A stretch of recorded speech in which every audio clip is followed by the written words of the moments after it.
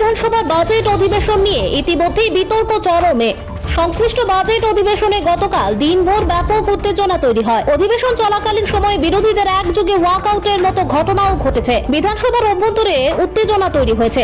অধ্যক্ষ কর্তৃক 5 জন বিধায়ককে বহিষ্কারের সিদ্ধান্ত পর্যন্ত নেওয়া হয়েছে। এত সব কিছুর পরেও যথারীতি গতকাল পাস হয়ে যায় বাজেট। এই বাজেট নিয়ে রাজ্যের প্রাক্তন মুখ্যমন্ত্রী মানিক সরকারের প্রতিক্রিয়া নিতে গেলে শ্রী সরকার স্পষ্ট ভাষায় বলেন, এখনো বাজেট সম্পর্কে পূর্ণাঙ্গ তথ্য ওনার হাতে এসে পৌঁছায়নি। সেই কারণে তিনি এই বিষয় নিয়ে মন্তব্য করতে পারবেন না। পাশাপাশি তিনি এটাও বলেছেন, এটা ওনার বদ্ধমূল ধারণা, যেহেতু বর্তমান সরকার আকণ্ঠ ঋণে নিমজ্জিত রয়েছে, তাই এই সরকার কোনো মতেই ভালো বাজেট পেশ করতে পারবে না।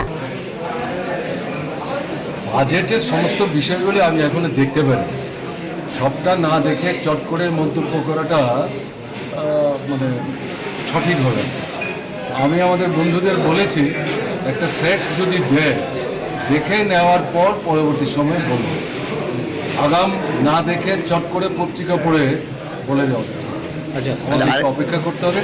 তবে এই নিয়ে কোনো সন্দেহ আমার নেই, এই সরকার যে খুব একটা ভালো বাজেট করবেন ঘটনাটা জানায়। আকণ্ঠ নিমজ্জিত, কেমন বেতন ভাতা ঠিকমতো দিতে পারছে না, অনাহার অর্ধাহার চলছে। আমি তো এক্ষুনি বলছিলাম, কলেজে অধ্যাপক নেই, স্কুলে মাস্টারমশাই নেই, শ্রেণীকক্ষ নেই, কেমন না, পানীয় জলের কল চলছে না, সেচের কল চলছে না, বিদ্যুৎ ঠিকমতো চলছে না। এর থেকে পরিষ্কার হাসপাতালগুলো ভালো চলছে না। কাজে এ থেকেই তো সরকারের ব্যর্থতার যে চেহারাটা পরিষ্কার হচ্ছে। কিন্তু সুনির্দিষ্টভাবে এই বাজেট এই সমস্যাগুলো থেকে উত্তরণের জন্য কী পদক্ষেপ নিয়েছে এটা দেখে বলব। আমি পত্রিকা দেখেছি, কিন্তু এর থেকে আমি কোনো মন্তব্য এখনই করতে চাইছি। Bureau report, Tripura news 8।